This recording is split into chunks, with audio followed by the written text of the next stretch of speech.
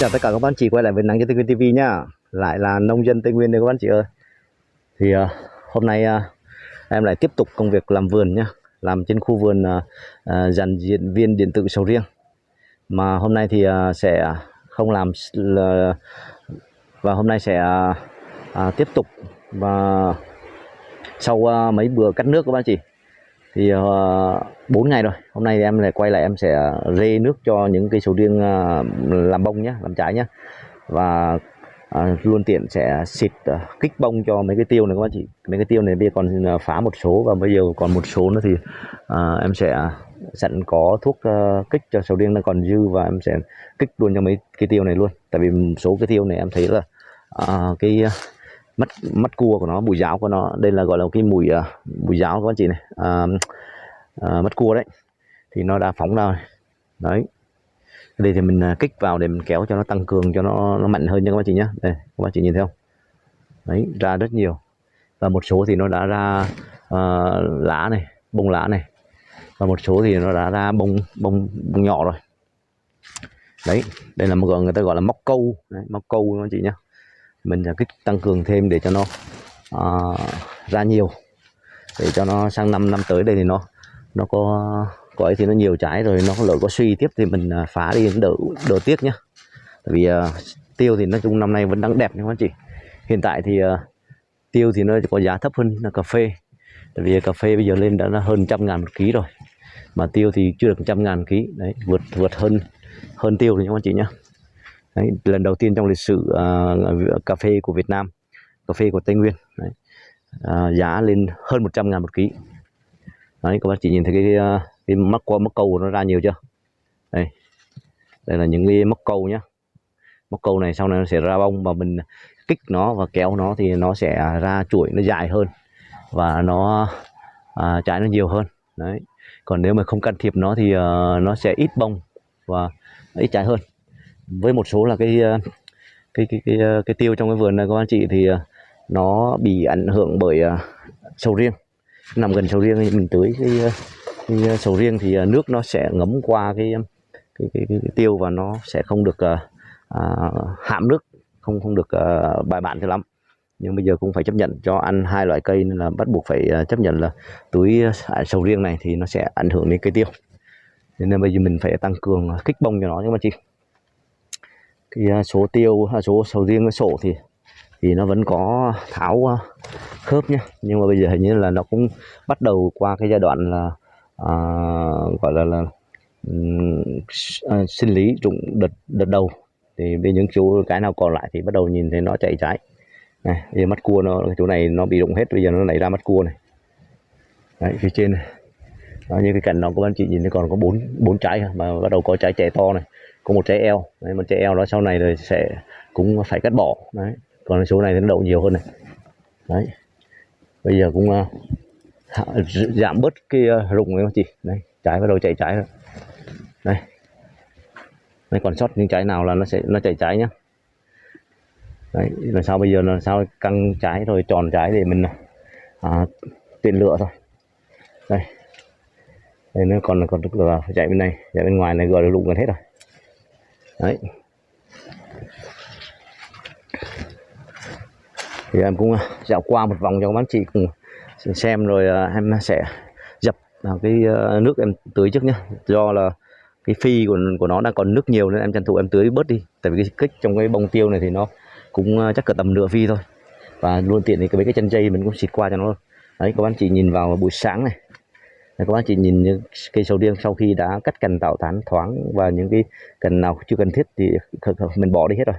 Còn những cành nào cần thiết thì mình để lại nuôi trái. Thì bây giờ các bạn chị nhìn thấy không, cành nào ra cành đó mọc đấy, phát triển, và khi mình đã phát được tiêu ra nữa thì nó thoáng, nó phát triển nhanh hơn. Nhưng mà vẫn phải chỉnh sửa dần dần nhé. Nhiều khi chưa thấy ưng ý lại phải cắt bỏ, phải chỉnh sửa đấy, nắn theo cái chiều ý của mình để hoàn thiện. Khi cây sầu riêng bắt đầu vào cho trái thì nó sẽ hoàn thiện, nó sẽ mập cành và tán nó sẽ phụ theo ý muốn của mình đấy. Đây, lướt qua mấy cây sầu riêng buổi sáng cho các chị cùng xem luôn đấy. Các chị nhìn đẹp không đấy, lá xanh, tán thoáng đấy, ánh nắng rọi vào trong thân luôn đấy. Đây, ánh sáng nó rọi vào trong thân luôn, thì cái độ nhiễm bệnh, nấm các thứ là nó vẫn giảm được rất nhiều. Đấy, chị thấy cái vườn sầu riêng dàn diễn viên điện tử đông con, trồng hơi dày, khoảng cách từ cây này sang cây này thì có tầm 1, 2, 3, 4 mét. Đấy. Người ta là phải 7, 8 mét, nhưng mình ăn tham, do diện tích ít nên mình trồng tham, lỡ mà sau này cây này nó ảnh hưởng chết cành chết cây thì nó còn cái khác bù qua bù lại, rồi sau này chịu khó cắt tỉa cành cho nó thoáng. Đấy. Thì vẫn đang gọi là cũng trên đà là thí điểm nha các anh chị, trồng dày trồng gần coi như thế nào. Còn trước giờ thì người ta trồng theo hàng theo lối quy hoạch, cách khoảng cách thì 8 mét hoặc là 7 mét 8 mét thì nó theo khuôn khổ trước giờ rồi, ai cũng trồng như thế rồi. Thì với diện tích đất rộng thì người ta trồng, có thể người ta trồng được như thế được. Còn mình thì diện tích ít, và những bà con quý bác anh chị thì với diện tích ít thì mình thường thường hay tham, hay trồng dày. Nhưng mà hy vọng rằng cái vườn sầu riêng trồng dày này nó sẽ phát triển để tất cả mọi người cùng tham khảo. Còn nếu không phát triển thì nó chẳng qua là nó dày tán thôi các anh chị. Mình lấy cái cành gốc từ gốc ra để lấy trái thôi. Còn bên ngoài đọt mình chịu khó mình bấm tỉa để cho nó ra cành mới, lá mới thì nó ok hết, nó cũng chẳng ảnh hưởng gì đâu. Đó là theo như cách nghĩ riêng của em, và cũng thí điểm mình làm theo kiểu riêng của mình. Đấy, không biết quý bác anh chị nào trên đã trồng diện tích dày như thế này chưa?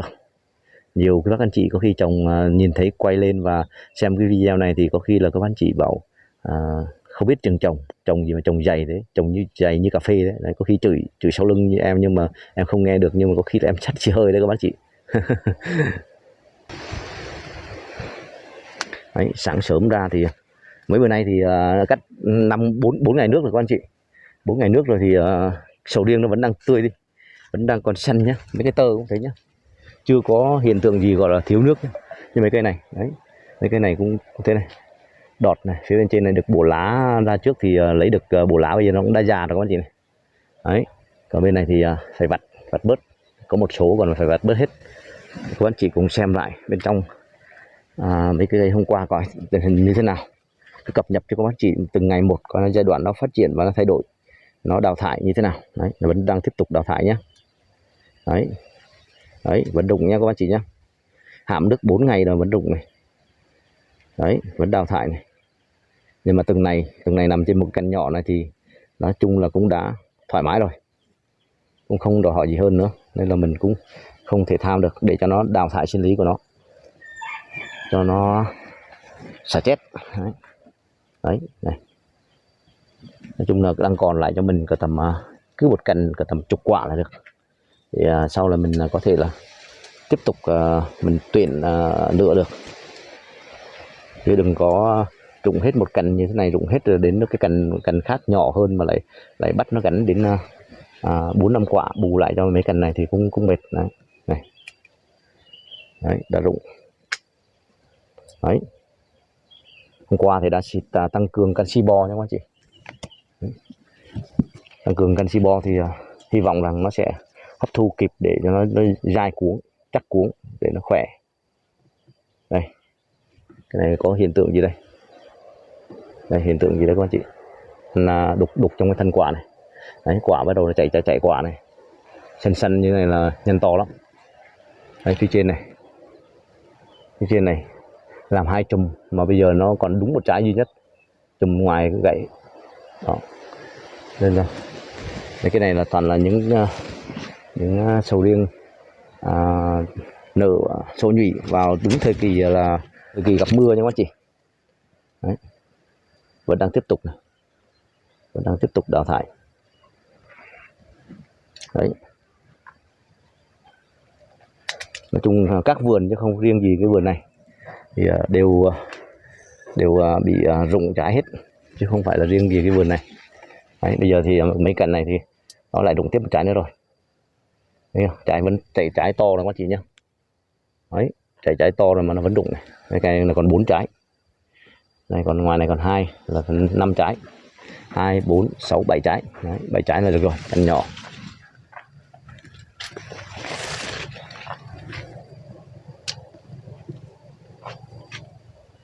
Đấy rồi, cái này cũng rụng hết rồi. Đây, rụng mất rồi, còn đúng 2 trái ngoài này mà không biết như thế nào nữa, tình hình như thế nào luôn. Này, cành này trước bảo là phía ngoài không rụng mấy, bây giờ hôm nay bắt đầu vẫn thấy rụng này đó. Bây giờ còn lại được 2, 4, 6, 8, 9 trái ngoài đọt.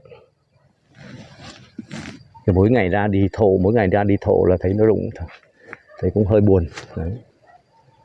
Hy vọng rằng nó sẽ giữ được cái lượng trái cho mình để mà tiếp tục chia sẻ những video tiếp theo đến cho các bác chị nhé. Đấy, cái này số hôm qua mới sổ, tối qua sổ. Nước thì cũng đã hạm rồi.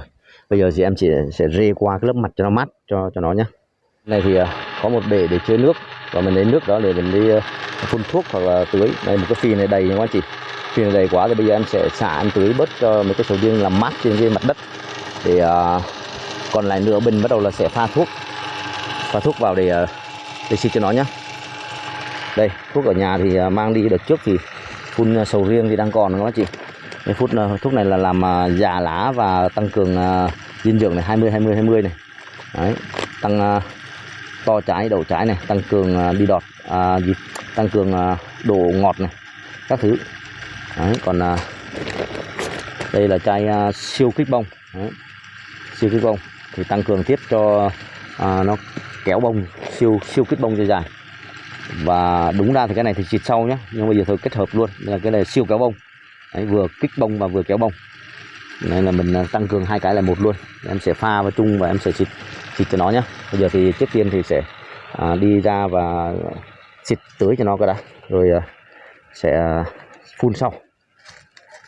Đấy, khi nào cũng bắt đầu là bụi mắt cua ra rất nhiều. Đây, này lú này, mình kéo thì nó sẽ chuỗi, nó sẽ dài hơn và nó sẽ tăng năng suất hơn. Đấy, những cái mắt này là cứ một mắt một bông nhé.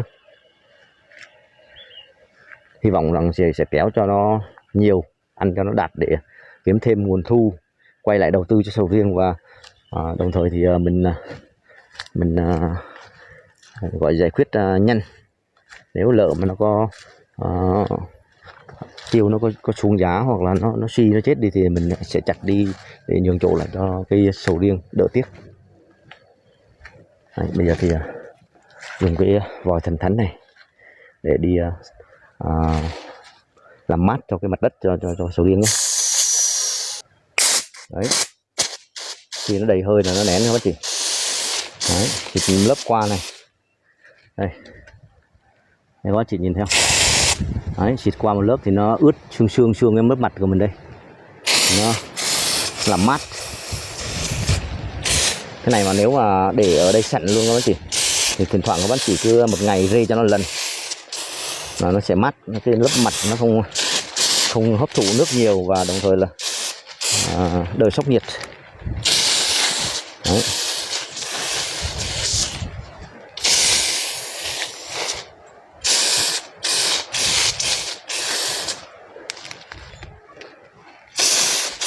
Và tranh thủ làm mát cho cái sầu riêng trước, xong bắt đầu là sẽ phun tiêu sau cho nó đỡ sốc nhiệt cái sầu riêng nhé. Đấy, các bác chị nhìn thấy cái vòi thần thánh này nó đi phun làm mát cho sầu riêng đúng bài không?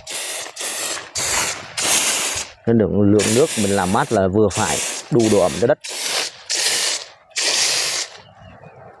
Do là đây trước là cũng nhiều các bác anh chị đóng góp ý kiến là dư nước, nên là em đã hạn chế 4 ngày nay rồi không tưới cho nó.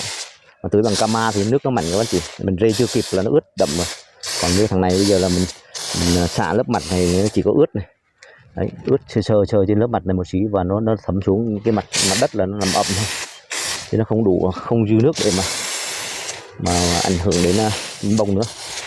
Chưa thấy tình hình bông các bác chị đấy đã chia sẻ, mà chỉ thấy là nó cũng đã rụng, thấy vẫn đang tiếp tục. Canxi bo đã tăng cường, các thứ đã tăng cường hết rồi, nhưng mà rụng thì vẫn cứ rụng, đào thải vẫn cứ đào thải. Bây giờ thì cũng phải chấp nhận thôi. Bởi vì sau này là có khi là phải chấp nhận là cái số cành mà nhỏ, hoặc là số cành đu đến nhiều trái, và số cành thì lại không có trái nào, bắt một thằng phải cành. Nên là mình là muốn chia đều các cái cành để cho nó hợp lý, cho nó phân tán nó đều, nó đỡ cạnh tranh dinh dưỡng nhau, và đồng thời nó khỏe cành cho mình. Nhưng mà vô cái thế mà không ấy nữa, ví dụ một cái 4-5 quả và một cái thì không có quả nào, mất cân bằng thôi, phải chấp nhận. Để đi theo giai đoạn nào thì phải chấp nhận giai đoạn đó thôi. Đấy, thịt mặn chưa các bạn, thấy không, thịt bông bay luôn.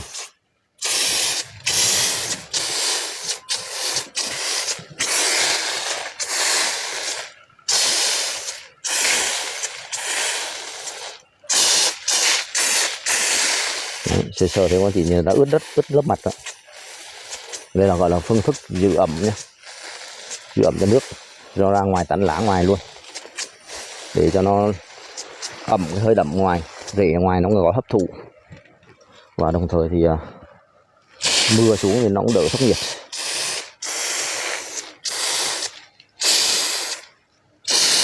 Đấy, có nhiều chỗ là hút này, chỗ này hút nước rất nhanh nha. Đó, các chị nhìn thấy hút cấm chưa, gọi xí là hút này.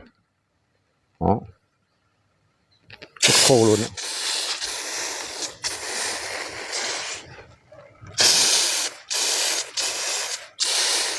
Nhưng mà nếu đi có thời gian mà đi tưới làm mát kiểu này thì nó chắc rất hiệu quả nhé, không thể dư nước được. Chứ ngày nào mình cũng làm ẩm trên mặt như thế này thì đúng bài luôn. Đấy, vừa độ ẩm của nước này, bắt đầu là nắng lên là nó cũng đã hấp thụ được một ít vào trong cây, và nắng lên nó bắt đầu nó lại khô lớp mặt. Đấy, ngày mai mình là cứ tiếp tục làm như thế thì chắc khả năng là rất hiệu quả đúng không chị.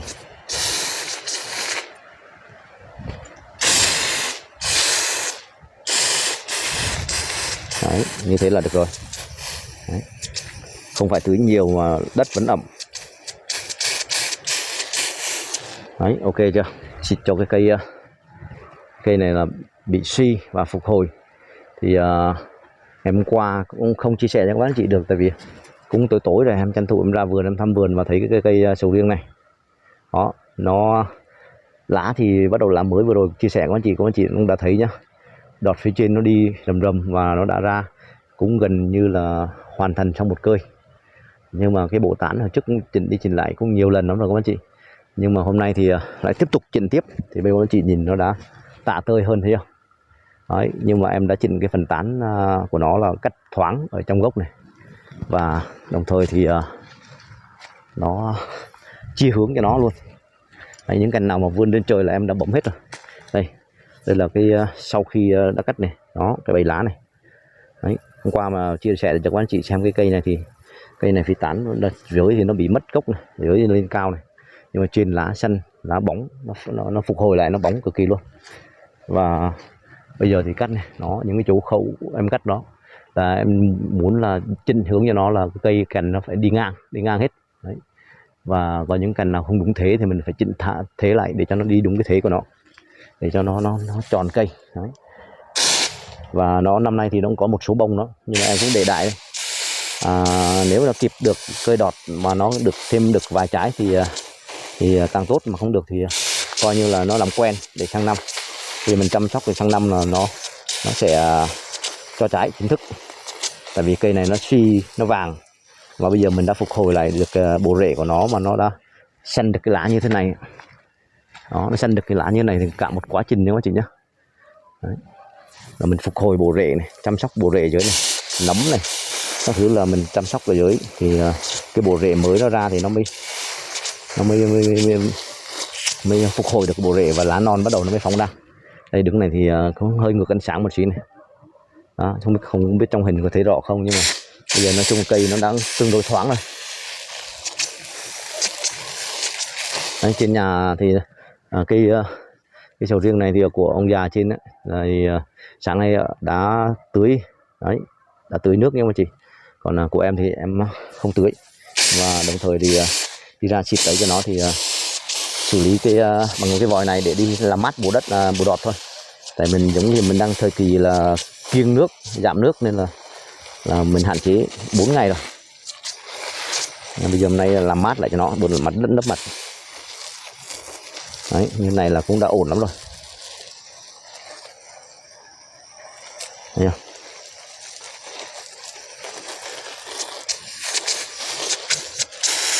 Cái này một thời gian nữa các bạn chỉ để xem coi cái bộ tán nó sẽ phát triển lại như thế nào nhá. Đấy, đọt trên này, lá dưới này. Đấy, thoáng cành, thoáng gốc và chia hướng là theo ý của mình rồi các anh chị. Sau này có chỉnh để chỉnh thêm một thời điểm nào đó nó ra thì mình tiếp tục phải chỉnh chữa tiếp lại nữa. Còn bây giờ là như thế này là cũng tạm ổn rồi.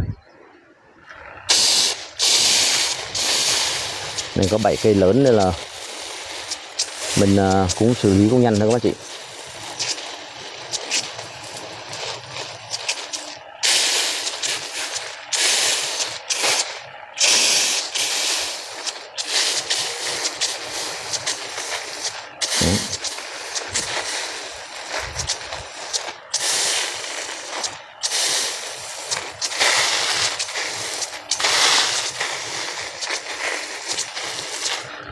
Nếu có sự thành công của cái vườn này mà thành công thì cũng sự đóng góp của tất cả các bác anh chị cũng rất lớn. Tại vì mỗi người có một ý kiến và một sự góp ý và đồng thời cùng đồng hành chung tay thì hy vọng và mà chắc chắn rằng nó sẽ phát triển, sẽ thành công.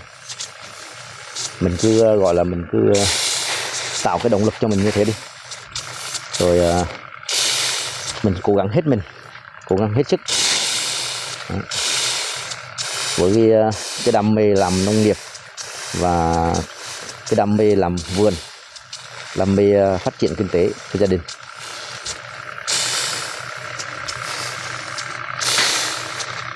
Thử nghiệm những cái mới, trải nghiệm những cái mới, có thể thất bại và cũng có thể thành công.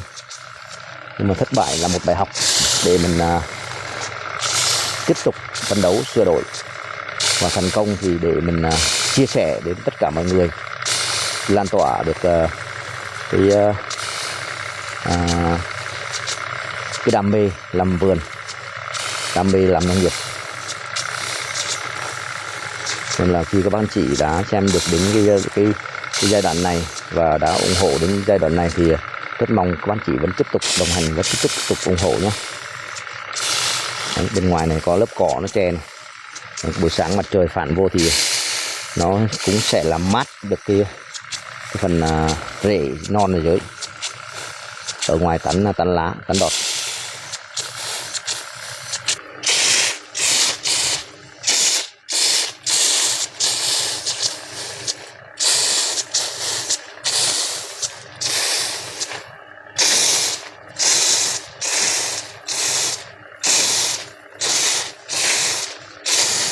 Đấy, lớp mát, lớp mặt là ok luôn rồi.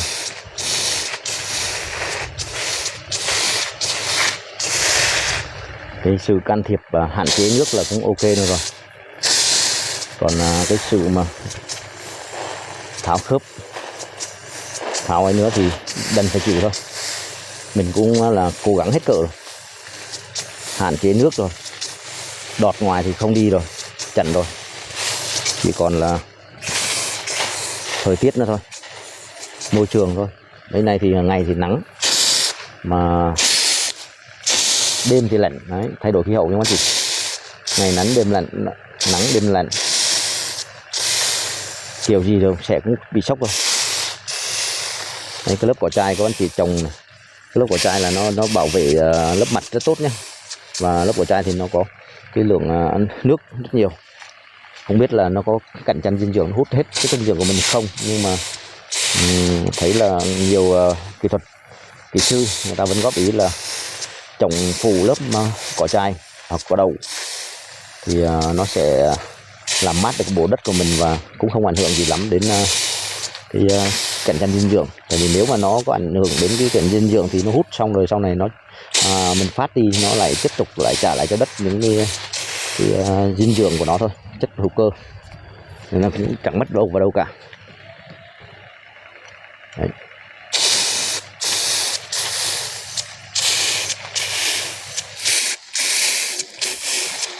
Đây là 2 cây ngoài đường nhé các chị.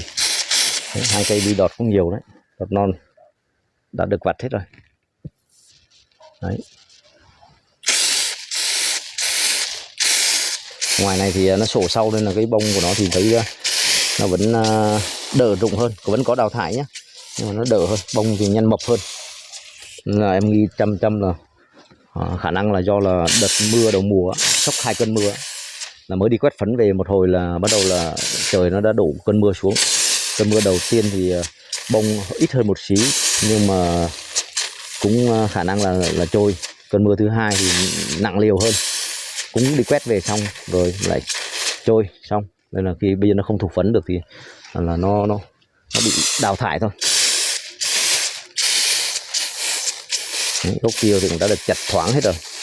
Đây là gốc còn này, nhường chỗ lại cho sầu riêng hết. Ngày nào cũng phải ra gặp nó, tâm sự với nó. Đấy, để hắn làm diễn viên cho mình, chứ không nhiều khi nó buồn nó không ấy, cái là nó tẩy chay, nó không làm diễn viên cho mình để mình làm được những thước phim chia sẻ với các bác chị cùng xem thì cũng chết dở. Đấy, nên phải ra tâm sự nó này, phải thăm nó này, đấy, chăm sóc nó này. Đấy, các bác chị nhìn thấy cái lá này không, chăm sóc cái này, này. Đấy, bộ lá như thế này thì ok không các bác chị, phải 20 phân. Đấy, tính từ đầu này sang kia, trong điện thoại này không biết có nào chứ phải 20 phân đấy. Đấy, tưởng là một phi nước là tưới nửa phi là đủ các bác chị. Rốt cuộc là 7 cây này là nó hết, ngốn hết một phi nước luôn. Đấy, bây giờ hết nước rồi. Thế là 7 cây hết một phi nước. Một phi nước 200 lít. Đấy. Chỗ này vẫn tưới chưa hết đâu các bác chị này. Tưới chưa hết mà bây giờ nó hết nước mất rồi. Thì cũng chịu khó rê xí cho nó hấp thụ qua cái bộ rễ một tí rồi chuyển sang múc xịt kích bông thôi. Bây giờ múc vào nó mất công đó. Đấy, hết sạch này. Đấy, vừa đẹp luôn, vừa hết luôn. Hết sạch nha các chị nhá. Đấy, bây giờ thì vô xem cái phi trong nó hết chưa, hay là đang còn trong phi mà bây giờ nước không bơm nữa.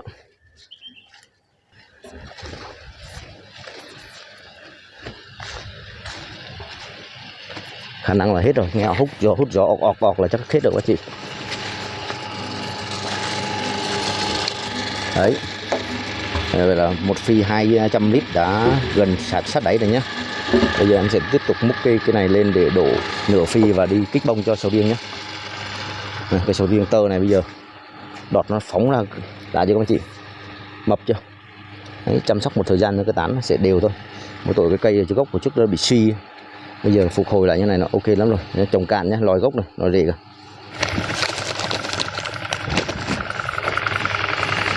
Đấy, bây giờ thì vẫn cứ để cho máy nó chảy nha các chị, và mình sẽ pha thuốc vào, múc nước đổ vào cho nó trộn.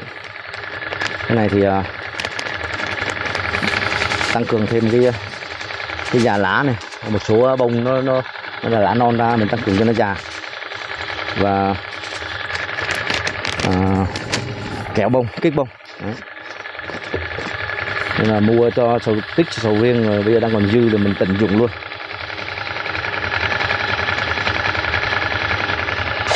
Đấy, đây là siêu kích bông.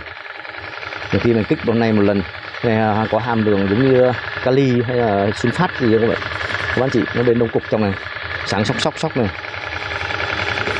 Hôm nay thì mình xịt cho nó một đợt này 2 nắp, nửa phi 2 nắp này, còn một nửa đây nữa để đợt sau em sẽ tăng cường thêm, xịt thêm một lần nữa. Nói chung là mình phải xịt 2 lần nhé. Cái cổ bông của thằng này năm ngoái cũng thế, nó cũng phải ra 2 lần. Thì năm nay thì thấy cái lượng mất cua, lượng cái bụi ráo của nó thì thấy nó nhiều hơn năm ngoái. Hy vọng là mình kích một lần sau thì nó ít hơn thì khỏi mất công. Đấy. Cái này thì cũng cho nó 2 nắp đi. Đấy.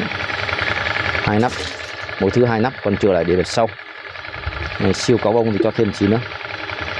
Đấy, kéo bông là siêu có bông là nó sẽ kéo dài cái chuỗi ra nha các chị. Kéo dài ra thì mình sẽ được năng suất hơn.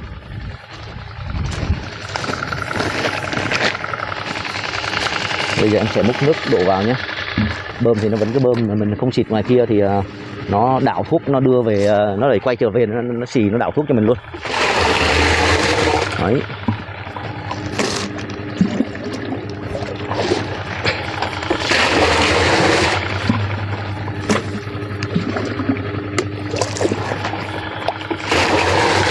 nửa phi chứ không phải còn cái tầm gần 100 cây tiêu các bác chị. Để chân dây chân đồ nữa thì khả năng sẽ một nửa phi là không đủ. Lúc đấy mà xịt tưới mà thấy cho tưới là tưới nó xịt trực tiếp nên nó tốn hơn. Còn xịt qua bằng vòi xương thì nó sẽ đỡ tốn thuốc hơn. Nhưng mà mình phải xịt đậm nó chị. Đấy. Chắc cho hơn nửa phi. Cho hơn nửa phi xí các anh chị. Nếu thiếu thì mình sẽ bỏ cái kia tăng cường và mình xịt thêm nhé. Thì dư mất công đổ. Đấy. Mình đảo qua một xí thuốc đi. Nước này bây giờ nó ở trong cái này nó lên rêu á. Bây giờ nó màu xanh lè, bỏ vào trong đây cũng thành màu xanh luôn.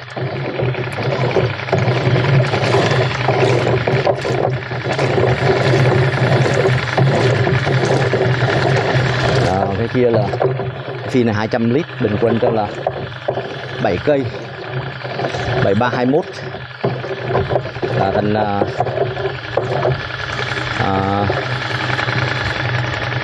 cây 30 lít không phải gì 3721 đúng rồi, cây 30 lít đấy. Nó xịt xương với cây 30 lít thì có anh chị đều có nhiều quá không? 30 lít nước bằng một cái can dầu ăn cái lân 30 lít chắc khả năng không nhiều đâu. Bây giờ thuốc đã bơm vào thì em sẽ tiến hành đi ra xịt nhé. Mình lúc đấy xịt ở ra ngoài kia trước để từ trong ra ngoài mấy cái sờ lớn.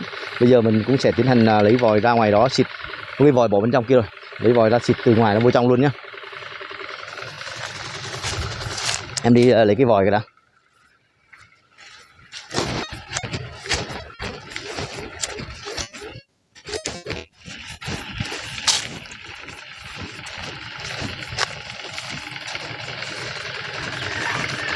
Đấy, bây giờ thì ra lấy vòi rồi. Bây giờ thì mời tất cả các anh chị cùng xịt nhé, cùng ra xịt nhé.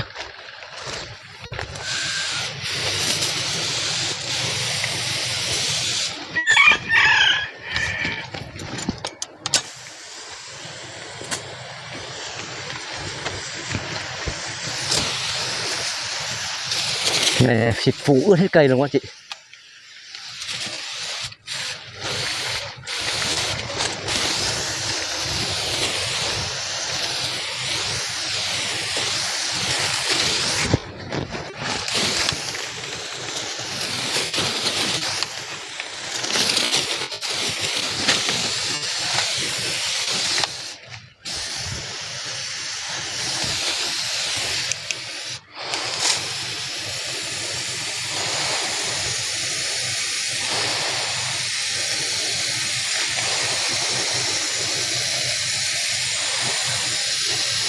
Đấy, còn ướt đậm cây luôn nhé.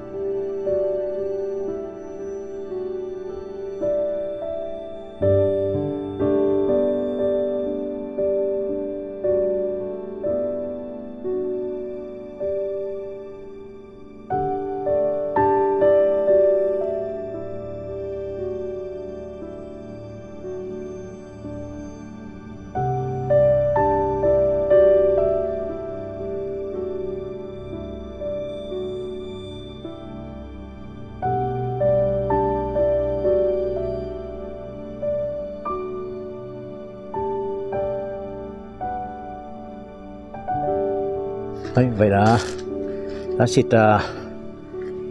kích bông cho cái tiêu cũng đã xong, và tưới cho ẩm đất mấy cái sầu riêng cũng đã xong. Đấy, sau khi mình tưới bây giờ mới đó, bây giờ nó cũng bây giờ rồi khô khô rồi các anh chị.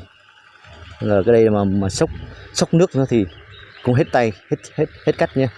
Mình làm cho nó mát bộ đất mà nó còn sốc nữa thì chịu, không còn cách nào khác nữa. Đấy, một hơn nửa phi xịt cũng đã hết nước luôn. Đấy, hơn nửa phi đã hết nước các anh chị. Tắt cái motor rồi đã. Đấy, vậy là cũng đã xong một buổi làm việc tưới giữ ẩm cho mấy cái sầu riêng lớn và kích bông tăng cường cho mấy cây tiêu đang còn len lỏi ở trong cái vườn sầu riêng. Nó nằm ở phía ngoài tán và một số ít nữa là nằm ở gần cây, nhưng mà cũng đã phát đi mất nửa cây tiêu rồi. Còn sầu riêng thì cũng tương đối trống rồi. Đấy, bây giờ chỉ có lo phát triển nữa thôi. Cà thì cũng đã cưa rồi, còn sầu riêng thì vẫn đang tiếp tục chăm sóc và vẫn đang tiếp tục là bị rụng tháo khớp. Nhưng mà hy vọng nó sẽ qua cái đợt rụng sinh lý đợt đầu này, ổn định lại để sổ xong thành công. Mình tiếp tục vào quá trình chăm sóc bón phân và tiếp tục chia sẻ những thước phim về làm nông nghiệp, làm gọi là cuộc sống hàng ngày, làm những gì chia sẻ đấy các anh chị cùng giải trí và cùng nhau tham khảo học hỏi nhé. Rất mong sự đồng hành của tất cả các anh chị. Nếu thích ủng hộ cho em trai một lượt tương tác, em trai cảm ơn và xin chào. Hẹn gặp lại các anh chị ở các tập tiếp theo nha. Mệt rồi.